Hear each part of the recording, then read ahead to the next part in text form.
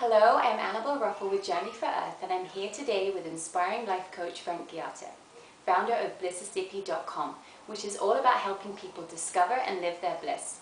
He's also the founder of Acknowledge's Power, Conscious Inc., and My Naked Guru, all designed to support people being the best that they can be. Hello, Frank. Hello. So share with us a little about your journey to discovering your bliss and the creation of your wonderful websites. Good question. What comes to me first, it's all about just listening and following. I wasn't really on a mission, so to speak, to create this. It came about naturally. I think with my own willingness to uncover what was keeping me from fully being who I was, that journey led me to helping others do the same. And how can each person find their bliss exactly? How do you go about doing that? I was just noticing what people, including myself, were scheduling into their day, things that were supposed to lead to their bliss, but we had a harder time actually incorporating things that were blissful. And I was like, wow, that's kind of funny. It's like, why don't we just do the things that are blissful as opposed to things that are supposed to lead us to our bliss? Does it make sense? Yeah, it does. So really pay attention to what we're giving our time to. Yes. You say on your site, you say by acknowledging and following each truth, any truth in any moment, we're organically and effortlessly led to what wants to be healed. Yes. So what does that mean exactly? How do we do that? And can you give us an example? Yeah, great question. A lot of what's happening out there is all about positivity, right? So it's like, no, I'm not supposed to think of that. I'm not supposed to think of that.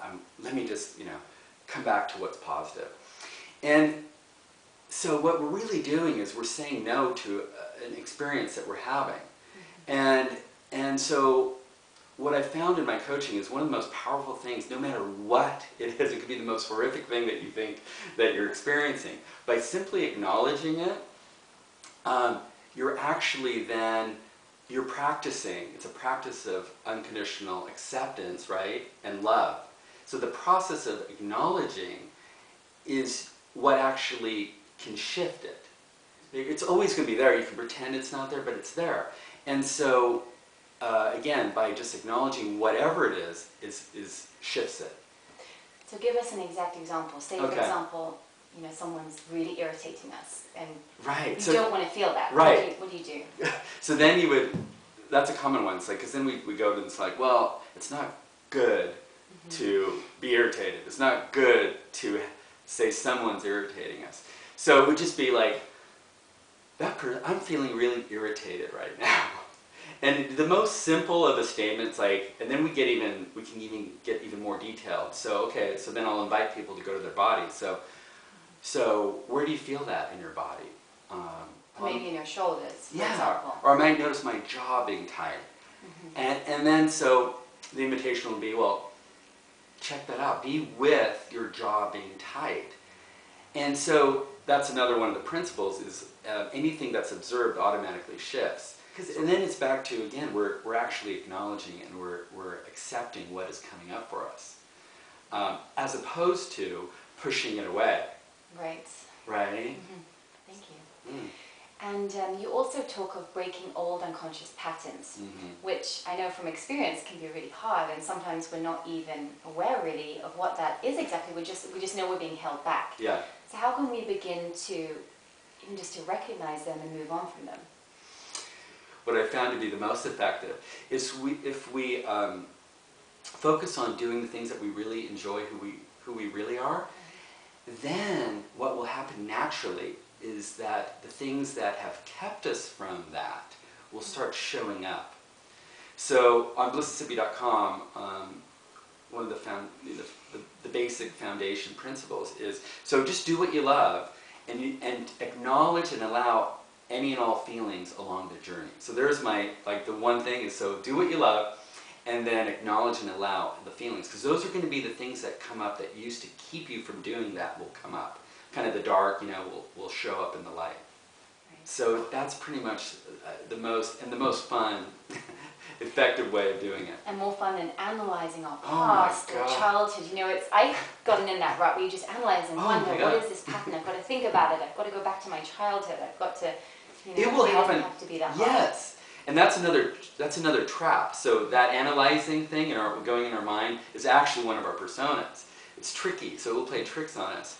And as you being yourself, actually, then more and more of what's not you will want to fall away. Lovely. And I know you're a parent, like I am, and you know that our children can really trigger us, push our buttons intensely. Yeah. So, you know, what do you feel is the best way to handle those emotions of anger, irritation, frustration as they arise in the moment without letting it impact our kids in any negative way? Well, great question. And it's the same thing with whether it's with your child or anyone. And it's really, again, being aware. So the more we practice, you know, acknowledging what's coming up for us, so as soon as you notice something happening, then you simply share it. So I notice myself getting angry right now. And so, and breathing is so important because we typically hold our breath once we get stuck or we get afraid. So sometimes, like, I may notice something happening and automatically now what happens, I take a breath. And then that may be it. Before the wave takes you over. Yeah. So otherwise, like, if we hold that in, then the child or the other person may think like it's about them, right? But it's not. And so by expressing, I'm noticing myself get angry, it's like you're owning your own experience. And then it's not like pushed upon somebody else, right? Again, we just want to be, it's that practice of unconditional love and acceptance. That's all we really want. Yet we tend not to offer it to others, and we tend not to offer it to ourselves. That's, again, why it's so important to acknowledge what is coming up for us, because we're doing the practice of love. And who or what inspires you the most? You know, just life in general, people, just moments of vulnerability, and I guess that's one really cool thing now, is like I'm inspired all the time. Wonderful. That's yeah. great. Thank you so much for being here today, Frank. And for those of you who'd like to know more about Frank and his inspiring work, please go to blississippi.com.